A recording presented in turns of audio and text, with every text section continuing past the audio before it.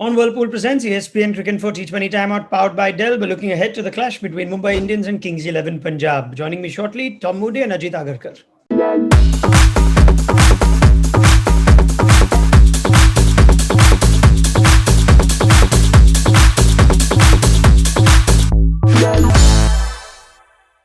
Right, top plays bottom, and you can see the odds stacked heavily in favor of the Mumbai Indians for this one. But let's go through our 5-point preview and see if that last win for the Kings 11 can change things for them. Tom's statement number one is Murugan Ashwin, who had a fine performance after getting back into the team last time round, should bowl in the power play.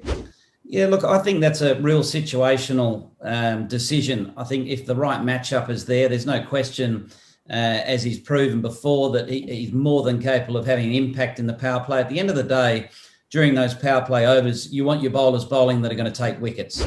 So that's got to be the priority. And if they see that, Ashwin is that person that's going to take wickets, well, he should be given an over at least in those first six. Yeah, I guess you're looking at the form of De Kock and Rohit Sharma, Ajit. You want someone to stop them in the power play.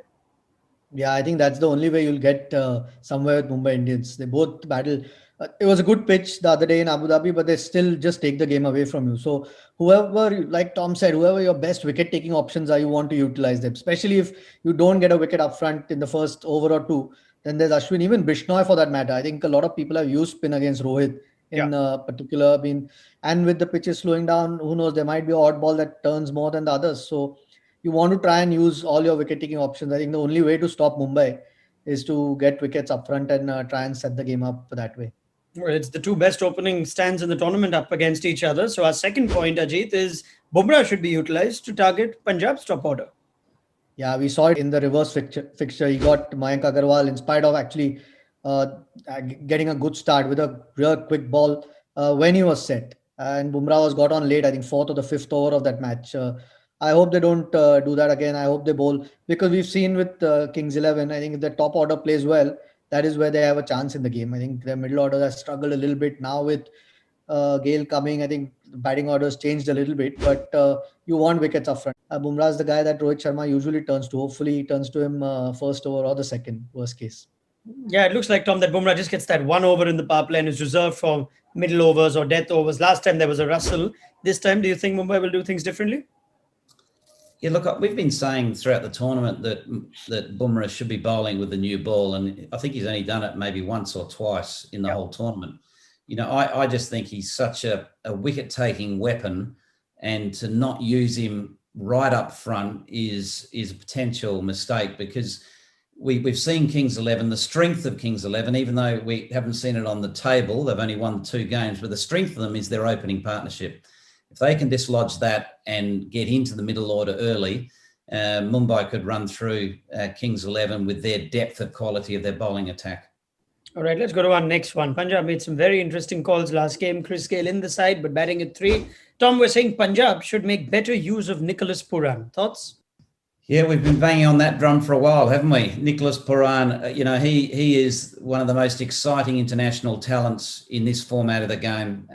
We've seen glimpses of his brilliance, but I'd love to see him positioned at number 3 and left there.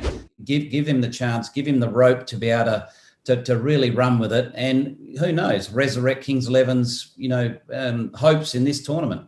Yeah, he's coming at the back of a match-winning innings, a one-ball match-winning innings last game as well, Ajit. I think that's the most important ball that Kings 11 have played in this tournament. They can't seem to get runs in the last over for some reason.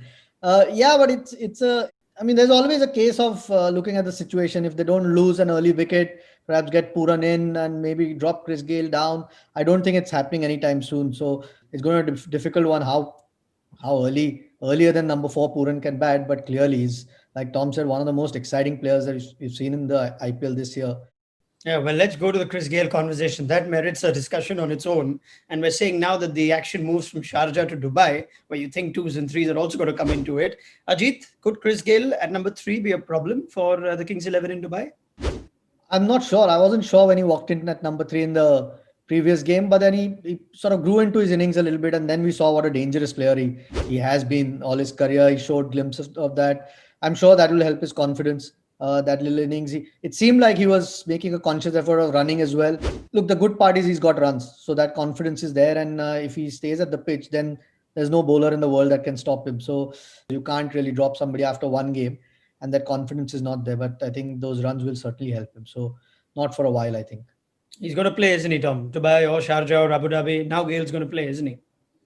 I think that there's no mistake that he's going to play. And I think there's a bigger issue at play. And I don't think it's just the Chris Gales in the side and scoring runs. I think the presence of Gale within the Kings 11 dressing room in the 11 is a significant one from a confidence point of view. Yes, it's great that he's got runs. It's great that, he's contributed to a much needed win. So, I think it's a positive move.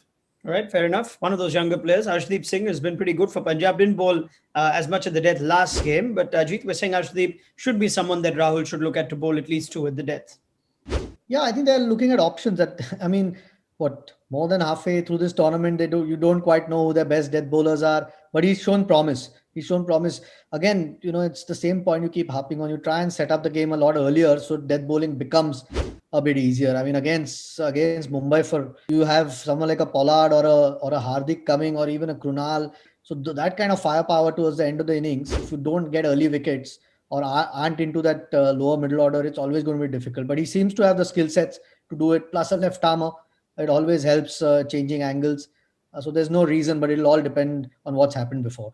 It doesn't look like there are any other bowlers that claim that spot to bowl at the death as of now, Tom. Shami went for runs. Jordan had his best game last time round, but we know he's been short of confidence too.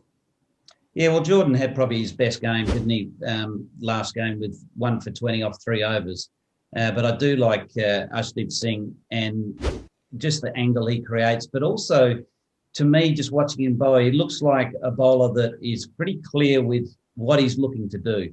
He seemed to be quite clear with what his plans were. He uses his angle as a left arm over quite effectively. So, yeah, look, he's a great option for the end. All right. Thank you very much, Tom Moody and Ajit Agarkar, for looking ahead to this game between Mumbai and Kings 11 Punjab on Whirlpool Presents ESPN Cricinfo T20 Timeout, powered by Dell.